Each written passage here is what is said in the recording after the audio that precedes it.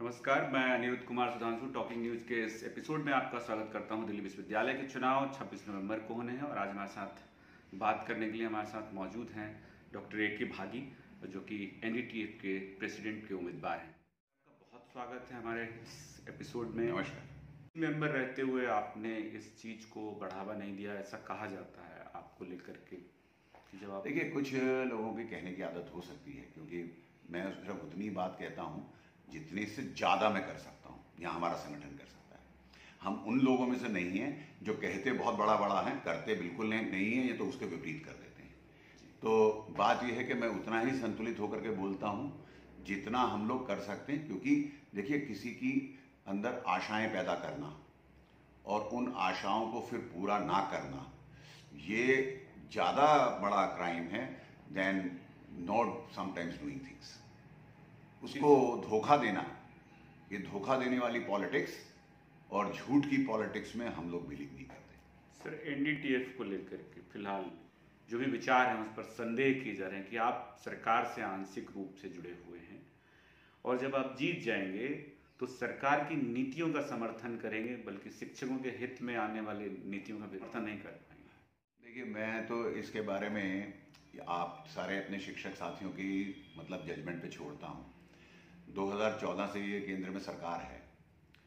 कोई भी व्यक्ति अगर हमको ये बता दे कि ये पॉलिसी सरकार की आई थी जो शिक्षा या शिक्षक के विरुद्ध थी और एनडीटीएफ जो थी वो सरकार के साथ खड़ी थी, ना कि शिक्षकों के साथ, तो फिर हम आपकी बात से इत्तेफाक कर सकते हैं। टीचर इस बात को समझ चुके हैं, इस तरह की बोगीज को नहीं। देखिए क्या है, जिन लोगों को एजेंटी की आदत पड़ जाती है ना, या जिन लोगों को सेटिंग्स की आदत पड़ जाती है, उनके लिए सरकार केंद्र में किस कलर की ये फर्क नहीं पड़ता है। वो लोग दिल्ली की सरकार से भी सेटिंग करेंगे और मौका पड़ने पे केंद्र की सरकार के साथ भी सेटिंग करेंगे। सरकारी संगठन वो नहीं होता जो सरकार के पॉलिटिकल आइडियोलॉजी को वैसे मानता हो।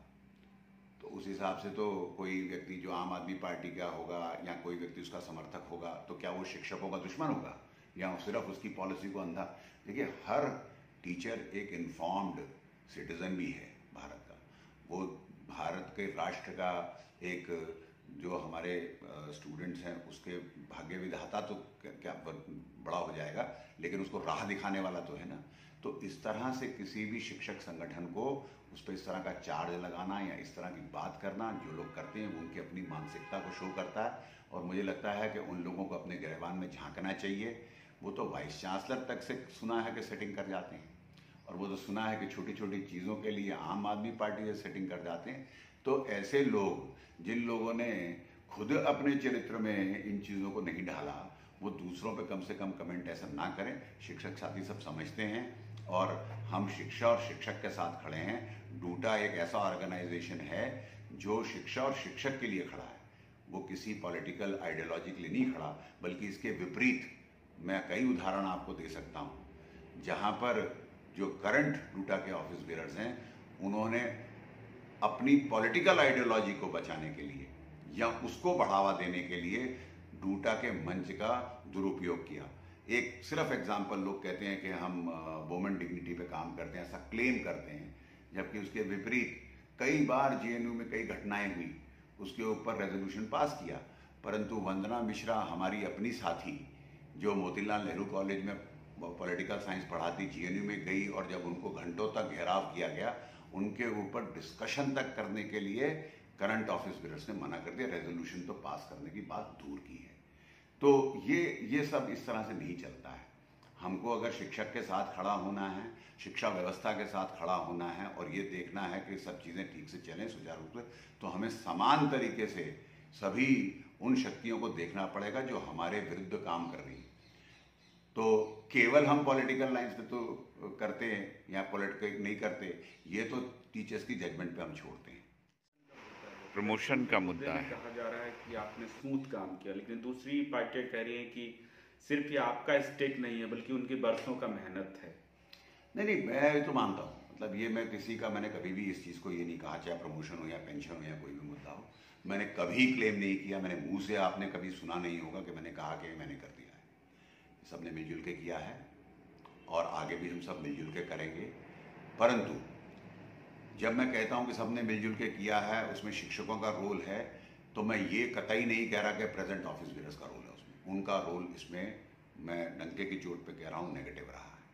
उन्होंने चीज़ों को टीचरों के पास जो जानी चाहिए थी, जिस तरह से जानी चाहिए थी, उसमें जाने में अगर रोड़ा नहीं अटकाया कहूँ, तो कम से कम उसको तेजी से उनका पहुंच या फेलिसिटेट भी नहीं किया। 10 सालों से प्रमोशन नहीं हुए थे, तो आपने क्या स्मूथनेस इस दिशा में दिखाई कि ये जल्दी जल्दी नहीं, हमने तो 2016 के बाद ही 2 मुद्दों के ऊपर, जैसे आपको कहा ना, अपनी नीति को बदला था, अपने मंथन में एनडीटीएफ के बदला था, और रेगुलेशन में जो कमियां हैं 2010 के, उसको हटाने का संकल्प लिया था।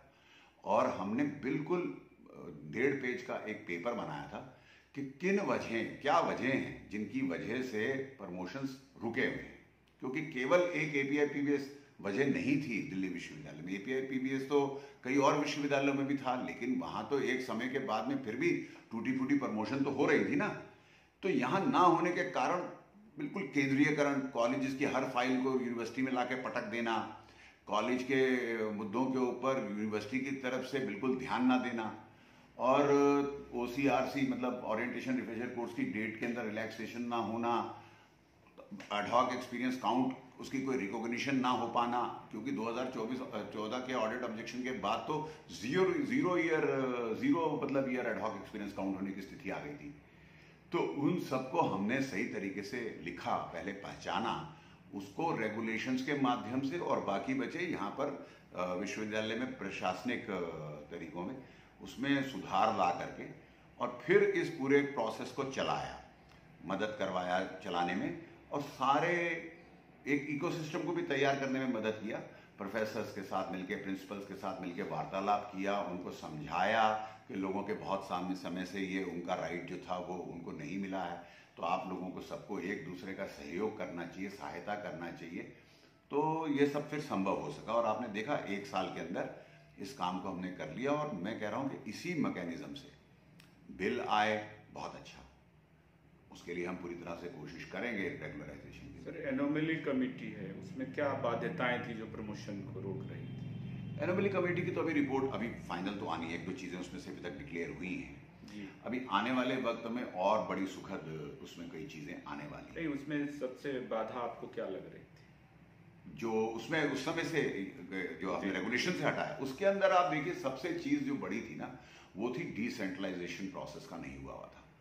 आज आप देखें अगर, तो assistant professor, associate professor promotion इन कॉलेजेस और प्रोफेसर इन प्रमोशन कॉलेज, उसकी सिलेक्शन कमेटी एक किया गया, और chairman of the governing body को उसका चेयरपर्सन। अगर मान लीजिए हमने ये चेंज नहीं करवाया होता, तो भी सारी की सारी सिलेक्शन प्रोसेस एसोसिएट प्रोफेसर और प्रोफेसर का जो है वाइस चांसलर बन जाता चेयरमैन, तो वाइस चांसलर चेयरमैन बन जाता, तो केंद्रीकरण हो जाता प्रोसेस का, सारी फाइलें जो यहाँ पर आ जाती थी उससे केंद्रीकरण। तो ये 2 चीज़ें ऐसी थी जिससे सालों लग जाने थे, परंतु हमने उसको 60-65 यूनिट के अंदर डिवाइड कर दिया। जो एक काम केवल एक व्हाइट हाउस से होना था, वो जा करके 65 जगह पे हुआ, तो केवल यूनिवर्सिटी का काम जो है एक्सपर्ट भेजने का रह गया। और उसमें भी एसोसिएट प्रोफेसर, प्रोफेसर और असिस्टेंट प्रोफेसर सेम है। ये तो बाई चांस हमारे यहाँ पर कुछ ऐसा हुआ कि कोरोना की वजह से नहीं, मतलब बाकी स्क्रीनिंग और प्रोसेस रेगुलराइजेशन का चल सका। अदरवाइज कोई आने वाले वक्त में चाहेगा तो सिलेक्शन असिस्टेंट प्रोफेसर का जिस डिपार्टमेंट में करने के लिए कमेटी जाए, वो वहां पर कोई अगर प्रमोशन का केस बचा हुआ है या नया ड्यू हो जाता है एसोसिएट का या प्रोफेसर का, वो भी एक ही दिन में कर सकता है। तो एक कमेटी को 3-3 बार क्यों अलग अलग बार बुलाना? तो इस तरह से चीजों को बहुत स्ट्रीमलाइन किया गया है। ये भागी जो हमसे बात कर रहे थे, जो कि डूटा के प्रेसिडेंशियल कैंडिडेट हैं एनडीटीएफ की ओर से, और उन्होंने अपने पैनल का जिक्र किया है। तो ये चर्चा हम आपसे जो है लगातार कर रहे हैं कैंडिडेटों को लेकर के, और इस परिचर्चा में जो बातचीत हुई है वो आप हमारे चैनल टॉकिंग न्यूज़ के माध्यम से सुन सकते हैं, देख सकते हैं।